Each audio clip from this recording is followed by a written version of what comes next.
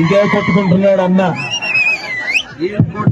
ఈ కొట్టుడు ఆపి చేయాల్సిన పనులు చేస్తే ఈ కొట్టే పని ఉండేది కాదు. సోదరులారా, అక్కలారా, అవలారా, ఎన్నో చెప్పినాడు మొదటి బటన్ ఎక్కించుకోనికి, అవన్నీ పోయినాయి. కొద్దు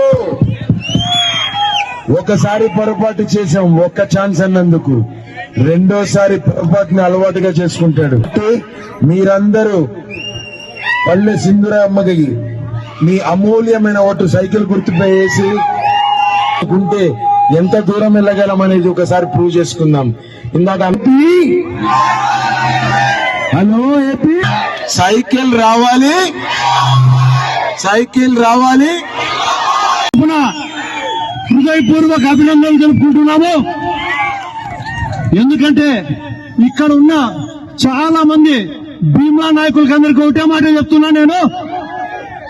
మన భీమ్లా నాయక్ తరఫున మీ అందరికీ కూడా శుభాకాంక్షలు తెలుపుకుంటున్నాం. ఎందుకంటే 13వ తారీఖున మీరందరూ సైకిల్ గుర్తుకు ఓటు వేసి టీడీపీ, జనసేన, బీజేపీ కూడా గెలిపించబోతున్నారు కనుక అడ్వాన్స్ చెప్తున్నా. చూడండి, ఈ రోజు నిన్నటి దాకా ఎండ ఎంత ప్రబలంగా ఉండేదో ఈ రోజు చల్లని వాతావరణం వచ్చింది. దీనికి ఏమి సూచిక? ఎందుకు ఇది సూచిక? మంచి రోజులు రాబోతున్నాయి. ప్రకృతి కూడా మాకు సహకరిస్తోంది. కేవలం 3 రోజులు మాత్రమే ఉంది.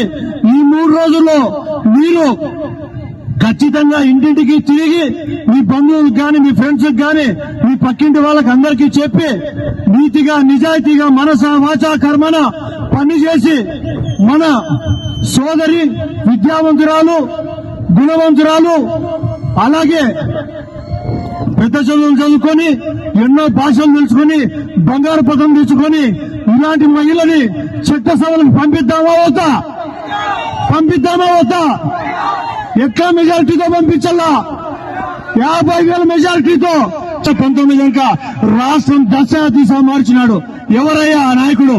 నారా చంద్రబాబు నాయుడు గారు, పవన్ కళ్యాణ్ గారు, నరేంద్ర మోడీ గారు. ఆ తర్వాత ఒక నాయకుడు వచ్చాడు, ముద్దులు పెట్టాడు, మళ్ళా మనకు గుద్దులు గుద్దాడు, రాష్ట్రం సంఖ్యనాకిచ్చినాడు. కానీ ఈసారి మాత్రం తప్పు చేయొద్దండి. ఎందుకంటే ఈసారి 2 గుర్రాలతో ఉరుగుతే ఎట్లవుతుంది? అలాంటిది మన ఆంధ్రప్రదేశ్ రథానికి 2 సారథులు, ఒకరు పవన్ కళ్యాణ్ గారు, ఒకరు నారా చంద్రబాబు నాయుడు గారు. దీనికి దశ దిశ చేసేది నరేంద్ర మోడీ గారు. ఇంకో చూసుకోండి, ఆ రథానికి హద్దులుండవు, అడ్డూరుపడి ఉండదు. ఎవడన్నా తొక్కుకుంటూ పోండి. ఈవీఎంలో గుద్దుల గుద్దుకి ఈ జగన్మోహన్ రెడ్డి రాష్ట్రాన్ని వదిలి పారిపోవాలి. ఈ తుద్దికుంట శ్రీధర్ రెడ్డిని ఈ జిల్లా నుంచి తరిమి కొట్టండి. మన సోదరి సింధూరమ్మని మనం ఎమ్మెల్యేగా చేసుకోవాలా, చట్టసభలకు పంపించుకోవాలా, మన ప్రాంతం అభివృద్ధి పరచాలా. మన ఆడపడుచులకు కావచ్చు, యువతకు కావచ్చు, ముసలి వాళ్ళకు కావచ్చు, ప్రతి ఒక్కరికి న్యాయం చేయాలంటే ఖచ్చితంగా నారా చంద్రబాబు నాయుడు గారు మళ్ళా ముఖ్యమంత్రి కావాలి. పవన్ కళ్యాణ్ గారు కూడా దాంట్లో ఉండాలి. ఎందుకంటే కేవలం ఒక్క ప్రాజెక్టుతో ఇంతమంది న్యాయం జరిగిందంటే ఈసారి వచ్చే ప్రభుత్వంలో ఇలాంటి దిమ్మ తిరిగే ప్రాజెక్టులు ఖచ్చితంగా నరేంద్ర మోడీ గారి ఆశీస్సులతో, చంద్రబాబు నాయుడు గారు, పవన్ కళ్యాణ్ గారు అవ్వడం కాదు. ఖచ్చితంగా మీ బ్రతుకుల్లో వెలుగులు నింపాలంటే ఈసారి ఎవరికి ఓటేయాలి? ఎవరికి ఓటేయాలి?